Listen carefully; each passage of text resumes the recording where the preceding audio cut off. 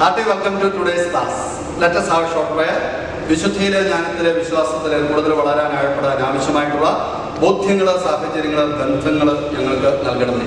പഠിക്കുന്നത് ഞങ്ങളുടെ ജീവിതത്തിൽ തേജസ്വിയായി മാറട്ടെ. മദ്യപാനം, മയക്കുമരുന്ന്, ലൈംഗിക ആസക്തികളിലായിരിക്കുന്ന എല്ലാവരെയും സമർപ്പിക്കുന്നു. അതുവഴി കുടുംബങ്ങളിൽ ബുദ്ധിമുട്ട് അനുഭവിക്കുന്ന കുഞ്ഞുങ്ങളിലേക്ക് അവിടുത്തെ കരുണ വർഷിക്കണമേ. How are you? Okay, today we are going to discuss a new topic, that is hydrophily.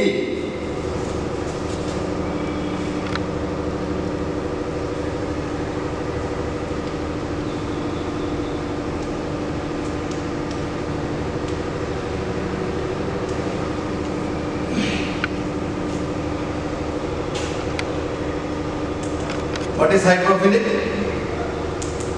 The term indicates the meaning.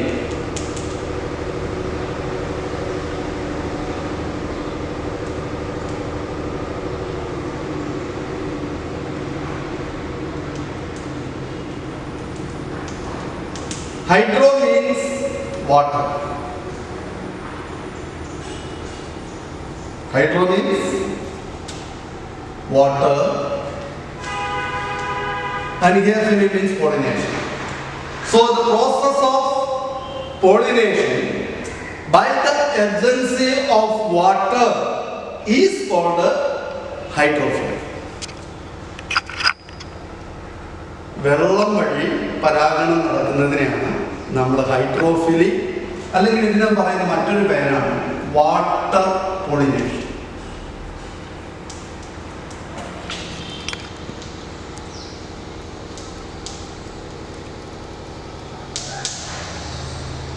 കഴിഞ്ഞ ക്ലാസ്സിൽ നമ്മൾ അനിമോഫിലിയാണ് പറഞ്ഞത്. ഈ ക്ലാസ്സിൽ നമ്മൾ ഹൈഡ്രോഫിലിയെ കുറിച്ചാണ് പഠിക്കുന്നത്. അപ്പൊ എന്താണ് ഹൈഡ്രോഫിലി എന്ന് പറഞ്ഞു കഴിഞ്ഞാൽ? Pollination by the agency of water. ഇതിന്റെ ഒരു പ്രത്യേകത, ആൻജിയോസ്പേംസിൽ the water pollination that is very rare. ഒന്നാമത്തെ പ്രത്യേകത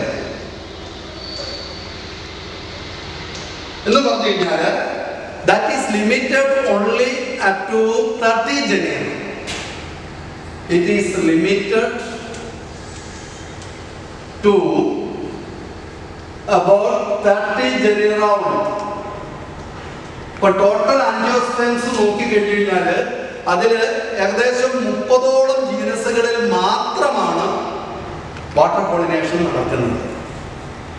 അപ്പം 2 പോയിന്റായി. The water pollination or hydrophily, that is very rare, and it is limited to only 30 genera of angiosperm plants. Now let me ask a question. This water plants എല്ലാം pollination നടക്കുന്നത് by the agency of water ആണോ? വെള്ളത്തിൽ വളരുന്ന സസ്യങ്ങളിലൊക്കെ അവിടെ പോളിനേഷന് സഹായിക്കുന്നത് water ആണോ? അല്ല എന്നുള്ളതാണ് സത്യം. Say for example, നമ്മൾ പഠിച്ച ചില പ്ലാന്റ്സ്, വാട്ടർ ഹയാസിൻ എന്ന് പറയുന്ന പ്ലാന്റ്, വാട്ടർ ഹയാസിൻ ഓർക്കുന്നുണ്ടോ? ഈ പ്ലാന്റ് കഴിഞ്ഞ വർഷം നമ്മൾ പഠിച്ചതാണ്. വാട്ടർ ഹയാസിൻ നമ്മൾ ഓപ്സെറ്റിന് എക്സാമ്പിൾ ആയിട്ട് നമ്മൾ പഠിച്ചതാണ്. ഇതിന്റെ മലയാളം പേര് പോള എന്നാണ്. നല്ല നീല പൂക്കളൊക്കെ ഉണ്ടാവും, വളരെ മനോഹരമാണ്. ഇനി നിങ്ങൾക്ക് വാട്ടർ ലില്ലി, അത് നിങ്ങൾക്ക് പരിചയമുള്ള ഒരു പ്ലാന്റാണ് അല്ലെ? ആമ്പലാണ്, നിംഫയ എന്നാണ് അതിന്റെ ബൊട്ടാണിക്കൽ നെയിം. അപ്പൊ ഇതും വെള്ളത്തിൽ വളരുന്ന സസ്യങ്ങളാണ്. പക്ഷെ ഇവിടുത്തെ പ്രത്യേകത, flowers are born in air. അത് സർഫസിന്, വാട്ടർ സർഫസിന് മുകളിലായിരിക്കും ഇതിന്റെ ഫ്ലവേഴ്സ് ഒക്കെ കാണുന്നത്. അവിടെ പോളിനേഷൻ നടക്കുന്നത് പ്രധാനമായിട്ടും ഇൻസെക്ട്സോ അല്ലെങ്കിൽ വിൻഡോ വഴിയായിട്ട്. Insects or bees. അപ്പൊ നോക്കിക്കേ, ഇവിടെ വേറെ പോയിന്റിൽ നിന്ന് മനസ്സിലാക്കേണ്ട കാര്യം, എല്ലാ വാട്ടർ പ്ലാന്റ്സിലും പോളിനേഷൻ നടക്കുന്നത് വാട്ടർ വഴിയല്ല. That is limited only to 30 genera. അതിൽ തന്നെ ഏറ്റവും കൂടുതൽ വാട്ടർ പോളിനേഷൻ നടക്കുന്നത് മോണോകോട്സിലാണ്. അതിൽ തന്നെ കൂടുതലും പോളിനേഷൻ, വാട്ടർ പോളിനേഷൻ നടക്കുന്നത് monocots. So we are going to discuss the adaptations present in hydrophilous flowers. Water pollination നടത്തുന്ന പ്ലാന്റിലെ ഫ്ലവേഴ്സിന് നമ്മൾ വിളിക്കുന്ന പേര് ഹൈഡ്രോഫിലസ് ഫ്ലവേഴ്സ് എന്നാണ്.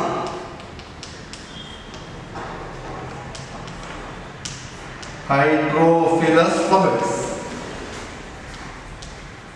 But here in these plants, the flowers have some adaptations to effect pollination by the agency of water. But hydrophilous flowers in the adaptations ഏതൊക്കെയാണ്? രണ്ട് മൂന്ന് അഡാപ്റ്റേഷൻസേ ഉള്ളൂ, simple ആണ്, പഠിച്ചിരിക്കുന്നത്. ഈ ഹൈഡ്രോഫിലസ് ഫ്ലവേഴ്സിന് എക്സാമ്പിൾ, നമ്മൾ പ്ലാന്റ് എക്സാമ്പിൾ ആയിട്ട് എടുക്കുന്നത് രണ്ട് മൂന്ന് പ്ലാന്റ്. ഒന്ന് വാലിസ്നേറിയ, ഇതൊരു സബ്മർജ്ഡ് ആയിട്ടുള്ള റൂട്ടഡ് വാട്ടർ പ്ലാന്റ് ആണ്. സബ്മർജ്ഡ് എന്ന് പറഞ്ഞു കഴിഞ്ഞാൽ വെള്ളത്തിന് അടിയിൽ കാണുന്ന വളരുന്ന സസ്യമാണ്. Submerged and rooted water plant ആണ്. ഇന്ന് സാധാരണ അറിയപ്പെടുന്നത് ഈൽ ഗ്രാസ് എന്നാണ് ഇതിനെ വിളിക്കുന്നത്. Eel grass. ഇത് ഫ്രഷ് വാട്ടർ ആണ്. അതേപോലെ ഒരു മറൈൻ മീഡിയത്തിൽ കാണുന്ന അല്ലെങ്കിൽ സീ വാട്ടറിൽ കാണുന്ന ഒരു ഗ്രാസ് ഉണ്ട്. അതിനെ നമ്മൾ സീ ഗ്രാസ് എന്ന് പറയും. Sea grass. That is Zostera. That is the botanical name. Zostera. അപ്പോൾ നമ്മുടെ എക്സാമ്പിൾ ആയിട്ട് രണ്ട് കാര്യങ്ങളാണ് പഠിക്കുന്നത്. ഒന്ന് വാലിസ്നേറിയയിലെ വാട്ടർ പോളിനേഷൻ ആണ് നടക്കുന്നത്. പിന്നെ ഈൽ ഗ്രാസ് എന്ന് പറയും. ഇതൊരു fresh water submerged rooted water plant ആണ് അല്ലേ. അതേപോലെ തന്നെ സീ ഗ്രാസ് എന്ന് പറയുന്നത് ദാറ്റ് ഈസ് സോസ്റ്റീറ. അതുപോലെ തന്നെ ഫ്രഷ് വാട്ടറിൽ വേറെ വാട്ടർ പോളിനേഷൻ നടക്കുന്ന മറ്റൊരു പ്ലാന്റ് ആണ് ഹൈഡ്രില്ല എന്ന് പറയുന്ന പ്ലാന്റ്. ഹൈഡ്രില്ല. ഇനി എന്താണ് ഇവിടുത്തെ അഡാപ്റ്റേഷൻ എന്ന് പറഞ്ഞു കഴിഞ്ഞാൽ, ഇവിടെ മിക്കവാറും ഫോർ എക്സാമ്പിൾ നമുക്ക് വാലിസ്നേറിയ ഒരു എക്സാമ്പിൾ ആയിട്ട് എടുത്തു കഴിഞ്ഞാൽ let me draw here.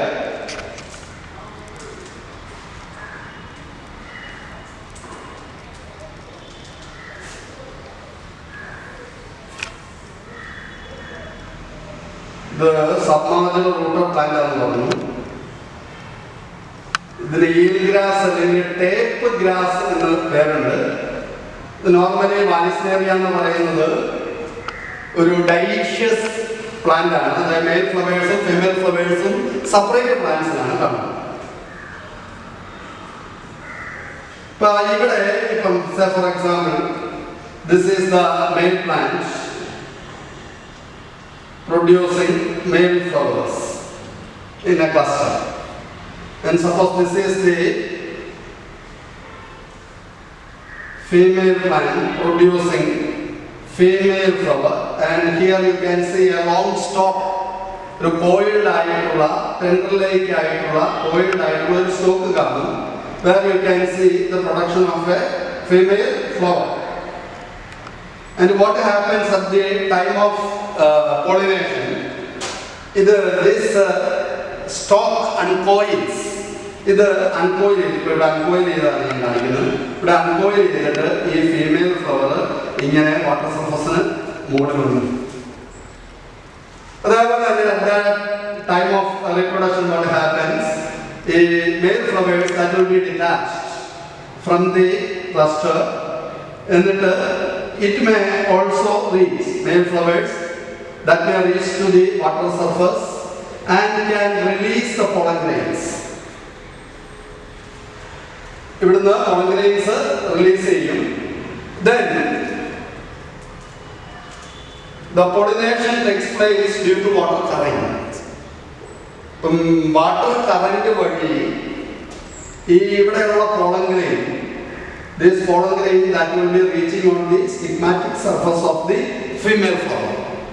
And you can say very interesting thing, when the pollen grains are dusted on the stigma of the female flower, then the female flower will come down. വീണ്ടും oiling വഴി ഇത് അതിന്റെ normal പൊസിഷനിൽ എത്തിച്ചേരും. This is the mechanism that is present in Wallisneria.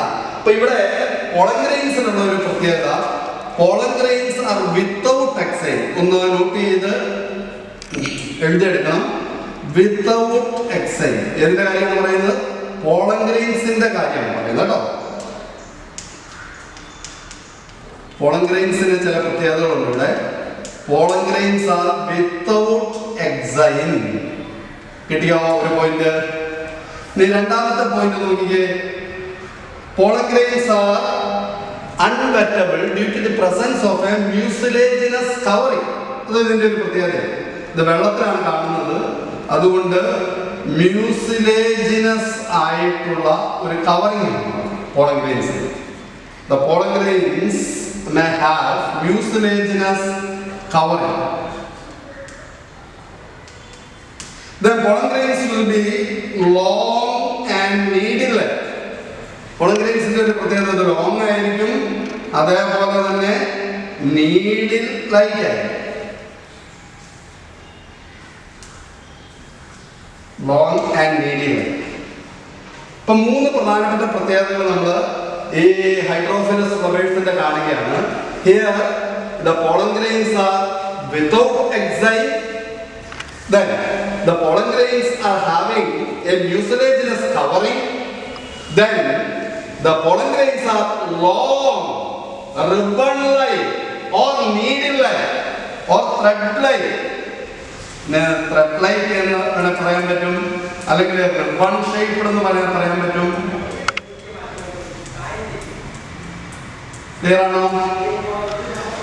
അതേപോലെ തന്നെ വാൽസ്നേറിയയുടെ പ്രത്യേകത, ഇതിന് എപ്പി ഹൈഡ്രോഫിലി എന്ന് വേണമെങ്കിൽ നമുക്ക് പറയാൻ പറ്റും.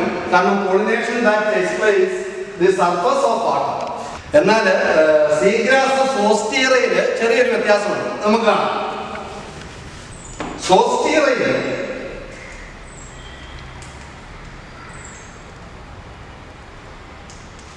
സീഗ്രാസ് ആണ്.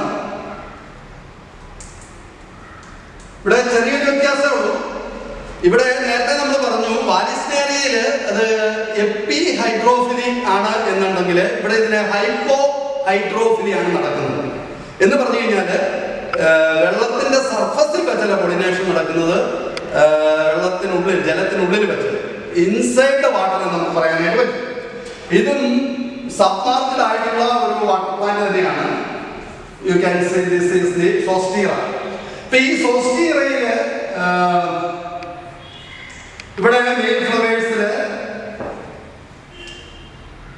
മെയിൽ ഫ്ലവർ ഡിറ്റാച്ച് ചെയ്യും. ഡിറ്റാച്ച് ചെയ്തിട്ട് ഈ pollen grains that will not come to the surface of the water. And അതേപോലെ തന്നെ ഈ പോളൻ ഗ്രെയിൻസ് താഴോട്ട് പോവുകയാണ്. എന്ന് പറഞ്ഞു കഴിഞ്ഞാല് വാട്ടറിന്റെ അതേ സ്പെസിഫിക് ഗ്രാവിറ്റി ആയിരിക്കും pollen grains nulled. That is a very interesting feature here. And what happens when it is detached from the male plant, when it is detached from the male inflorescence, it may produce pollen grains that may reach to the female flower in the stigma carried by the water currents.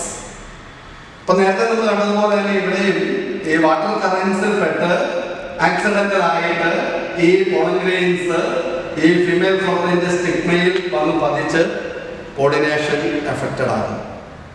That is all about hydrophily. Next we are going to discuss another type of pollination that is effected by the agency of insects. അതെന്താണ് പറയുന്നത്? ഓർമ്മിച്ചെടുത്ത് പറയാമോ? Insects വഴി pollination നടക്കുന്നതിന് പറയുന്ന പേര് എൻഡോമോഫിലി. എൻഡോമോ എന്ന് നമ്മൾ പറഞ്ഞു അല്ലേ, ഓർത്തിട്ടുണ്ടല്ലേ? Okay, that is called entomophily. അപ്പൊ എങ്ങനെ പറയാം നമുക്ക് entomophily? Entomophily is the process of pollination by the agency of insects, including beetles, flies, butterflies, wasps, moths. അല്ലെ, ഇൻസെക്ട് വഴി പരാഗണം നടക്കുന്ന ഇതിനെയാണ് നമ്മൾ എൻഡോമോഫിലി ഫിലി എന്ന് പറയുന്നത്. അത്തരത്തിലുള്ള ഫ്ലവേഴ്സിനെ നമ്മൾ എൻഡമോഫിലസ് ഫ്ലവേഴ്സ് എന്ന് പറയും. നമ്മൾ ഇത് കോമൺ ആയിട്ട് നമുക്ക് പറയാനായിട്ട് പറ്റും. ഇപ്പം ലാർജ് ആനിമൽസ് പിന്നെ നമ്മൾ സൂഫിലി എന്നാണ് പറയുന്നത്.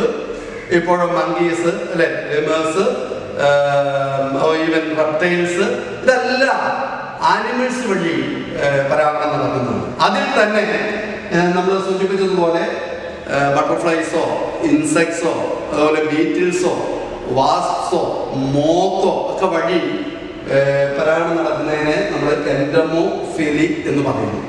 Here also you will study so many adaptations present in endomophilous flowers or insect pollinated flowers. ഇത് പരീക്ഷയ്ക്ക് മിക്കവാറും ചോദിക്കാറുണ്ട്. ഇൻസെക്ട് പോളിനേറ്റഡ് ഫ്ലവേഴ്സിന്റെ അഡാപ്റ്റേഷൻസ്.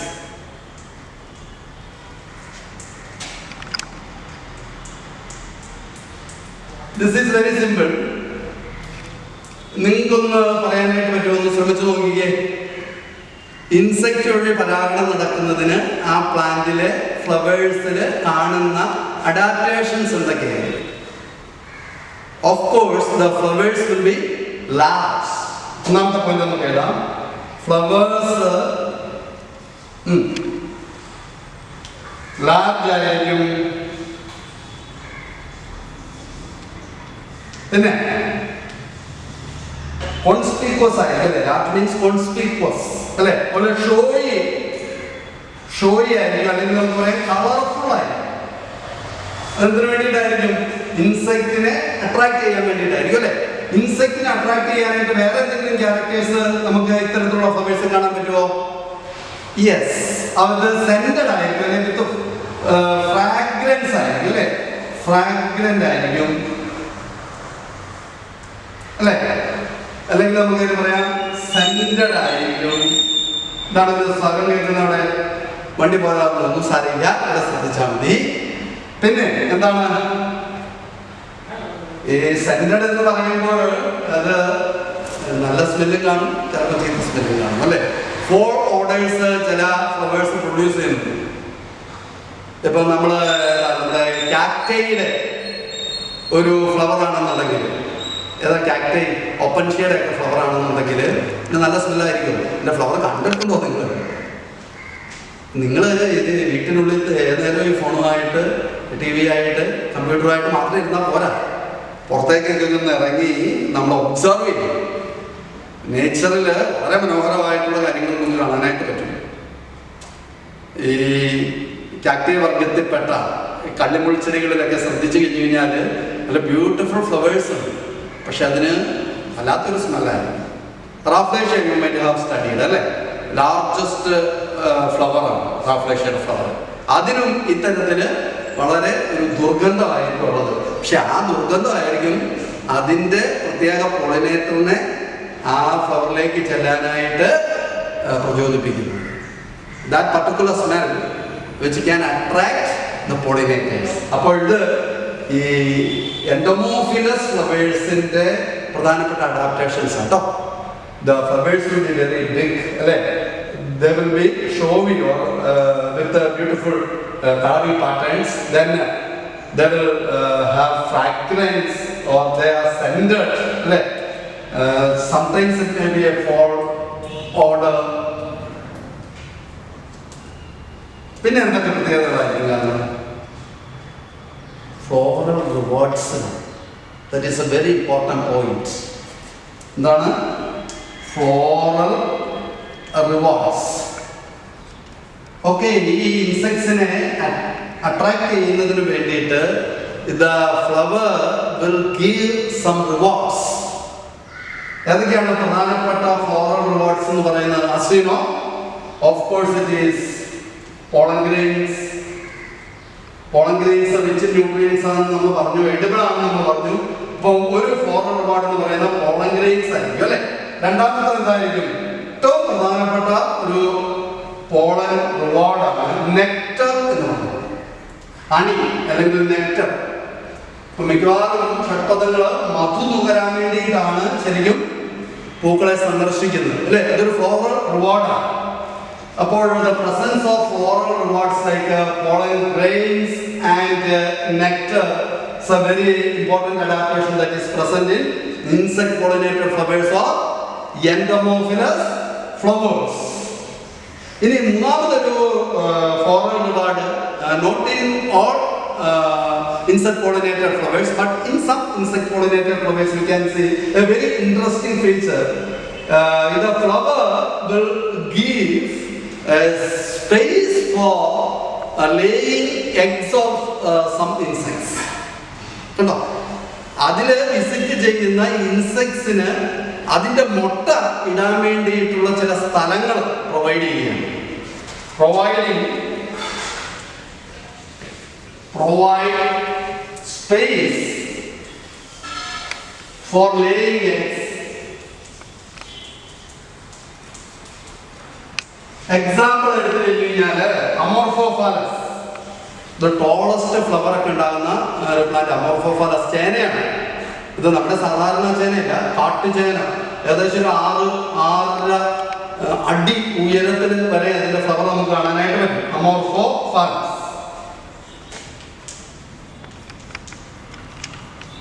അവിടെ ഓവറിനുള്ളില് സീക്രട്ട് ആയിട്ടുള്ള ചില പ്ലേസസ് ഈ ഇൻസെക്ട്സിന് വേണ്ടിയിട്ട് പ്രൊവൈഡ് ചെയ്യും. അവിടെ മുട്ടയിടാനായിട്ട് പറ്റും. അതിന്റെ ലാർവ എവിടെ ഉണ്ടാകും. Okay, another example for an interesting relationship that exists between the pollinators and the flowers is yucca plant.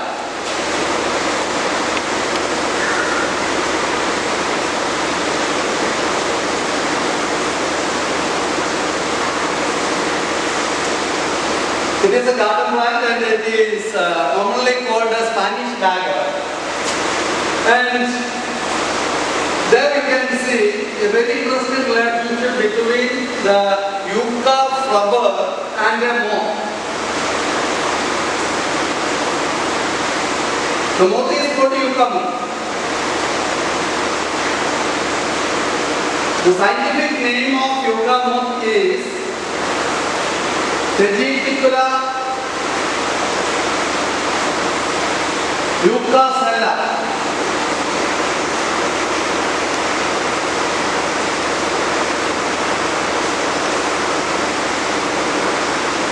നല്ല മഴ പുറത്ത് പെയ്യുന്നുണ്ട്, അതുകൊണ്ട് നിങ്ങൾ വളരെ ശ്രദ്ധിച്ചിരിക്കണം.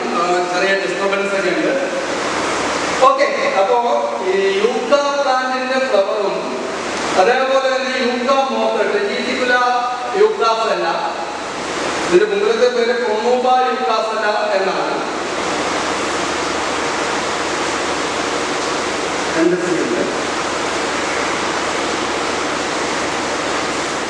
I will show you the photograph of yucca plant and yucca moth.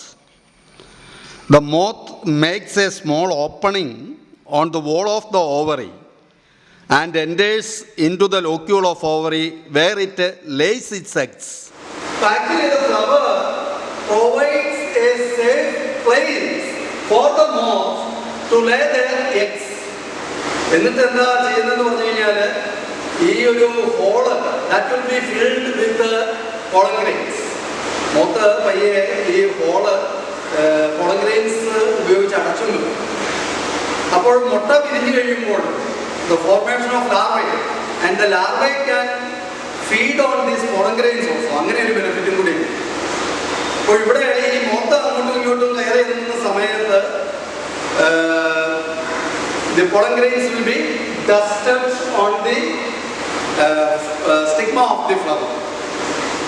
ഇങ്ങനെ നേച്ചറിൽ വളരെ രസകരമായിട്ടുള്ള പല രീതിയിലുള്ള പോളിനേഷൻ നമുക്ക് കാണാനായിട്ട് പറ്റും. അതിനു വേണ്ടിയിട്ട് അവിടെ ഫ്ലവറും അതേപോലെ തന്നെ പോളിനേറ്ററും ചില അഡാപ്റ്റേഷൻസ് ഇവോൾവ് ചെയ്ത് വരുന്നതായിട്ട് നമുക്ക് കാണാനായിട്ട് പറ്റും. ഇതിന് കോ എവല്യൂഷൻ എന്നൊക്കെയാണ് പറയുന്നത്. ഇനി മറ്റ് ചില ഇൻസെക്ട്സ് ഉണ്ട്, they consume the pollen grains without bringing the pollination. Without bringing out the pollination, just they visit the flowers just for the consumption of the pollen grains. അപ്പോൾ ആനിമൽ ഗ്രൂപ്പ്സിലും അത്തരത്തിലുള്ള പറ്റിയ പ്രസ്ഥാനങ്ങളുണ്ട്, കള്ളന്മാരുണ്ട്. അവരെ നമ്മൾ വിളിക്കുന്നത് പോളൻ റോബേഴ്സ് എന്നാണ്. എന്താണ് pollen robbers? Pollen growers are pollinators which consume pollen grains without affecting pollination. Okay, next we are going to discuss the outbreeding devices present in plants to prevent self-pollination and favor cross-pollination. Your heading is outbreeding devices.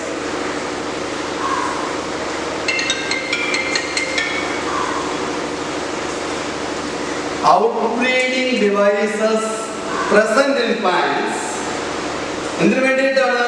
to prevent self-pollination and promote cross-pollination. But nature always favor cross-pollination. And there is the variability. That may lead to the evolution of new species. It enhances the biological diversity. Nature cross-pollination is favorable. Hermaphrodite flowers, bisexual flowers, the anther stigma of the flower, there is a possibility of occurrence of self-pollination. That's why this flower adaptations. This inbreeding is self-pollination, prevent cross-pollination, favor devices. Pollen release and stigma receptivity.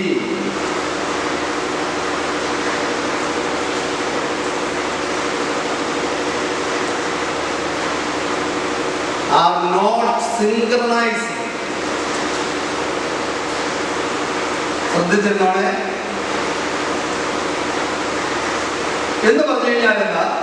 Pollen release stigma receptivity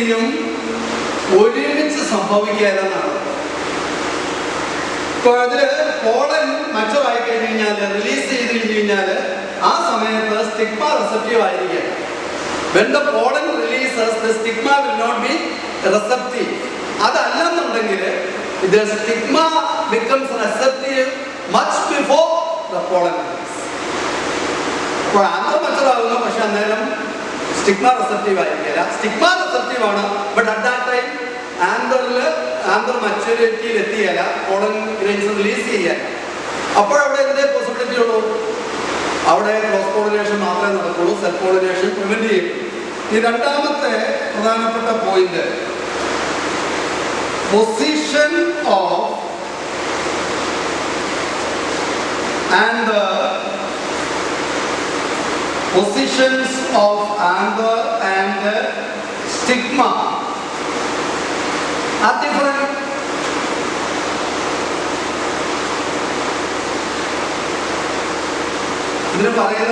Heterostyle. Heterostyle. So, anther stigma positions. For example, suppose this is the flower. This is the stamen. Here is the stamen. Anther position is stigma that will be lying in a higher position. Pollen grains release, there won't be the self-pollination because the stigma and anther that will be in different positions, thereby restricting the self-pollination and promoting cross-pollination. The case of that is very important. The phenomenon of self-incompatibility.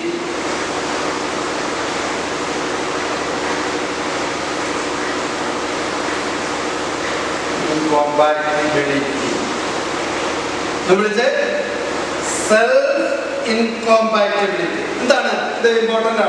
It is a genetic mechanism that is present in angiosperm flowers to restrict the self-pollination and promote cross-pollination by preventing the germination of the same pollen on the stigma of the flower. നിങ്ങൾ ശ്രദ്ധിക്കണേ, ഇതൊരു genetic മെക്കാനിസമാണ്. ഇവിടെ എന്താ സംഭവിക്കുന്നത്? Hermaphrodite ഫ്ലവേഴ്സിൽ അതിന്റെ ആന്തറിലെ pollen grains അതിന്റെ സ്റ്റിഗ്മയിൽ വന്നു കഴിഞ്ഞു കഴിഞ്ഞാൽ അത് ജെർമിനേറ്റ് ചെയ്യും. There is no use because that is incompatible. അതിന്റെ തന്നെ പോളൻ ഗ്രെയിൻ ആണെന്നുണ്ടെങ്കിൽ അതിന്റെ സ്റ്റിഗ്മയിൽ ജെർമിനേറ്റ് ചെയ്യാൻ പറ്റാത്ത ഒരു genetic control, that is called self incompatibility. അപ്പോൾ അതിന്റെ ഡെഫിനിഷൻ ഒന്ന് എഴുതിയെടുക്കണം. എന്താണ് definition? It is a genetic mechanism which prevents the germination of the self pollen. അതിന്റെ ഫ്ലവറിന്റെ തന്നെ പോളനാണ് അത് സ്റ്റിഗ്മയിൽ വന്ന് പതിക്കുന്നതെങ്കിൽ അത് ജെർമിനേറ്റ് ചെയ്യല. That is controlled by a genetic mechanism. And the last adaptation, that is called production of unisexual flowers.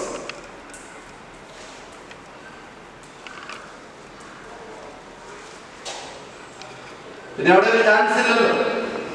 The unisexual flowers for the flower is having only one type of reproductive organ, either the androecium or the gynoecium. അപ്പോൾ നമുക്ക് പറയാനായിട്ട് പറ്റും mail flower, that may be male or female flower. അപ്പോൾ ആ ഫ്ലവറിൽ mail organ മാത്രമേ കാണുള്ളൂ, that is mail flower ആയിരിക്കും. അപ്പോൾ there is no self pollination. അല്ലെങ്കിൽ അത് ഫീമെയിൽ ഫ്ലവർ ആയിരിക്കും, മെയിൽ ഓർഗൻ കാണിയാൽ. അപ്പോൾ അവിടെ ഒരിക്കലും നമുക്ക് സെൽഫ് പോളിനേഷൻ നടക്കുകയല്ല. അപ്പോൾ ഒരു പ്ലാന്റിൽ തന്നെ ചിലപ്പോൾ male and female flowers produce ചെയ്യും, പക്ഷേ that will be seen in different flowers. That condition is called monoecious. ഇനി ചില കേസിലോ പ്ലാന്റ് തന്നെ വേറെ ആയിരിക്കും. ഇപ്പം ജാതിയുടെയൊക്കെ കേസിൽ അല്ലെ, ആൺജാതിയുണ്ട് പെൺജാതിയുണ്ട്. ഒരു പപ്പായ നമുക്ക് കാണാൻ പറ്റും, ആൺകപ്പളമുണ്ട് പെൺകപ്പളമുണ്ട്. അവിടെ male and female flowers will be produced in different plants. അത് നമ്മൾ dioecious plant, dioecious. ഇനി ചില കേസിൽ അങ്ങനെയല്ല, unisexual flowers ആണ്, but they will be seen in the same plant. നമ്മൾ monoecious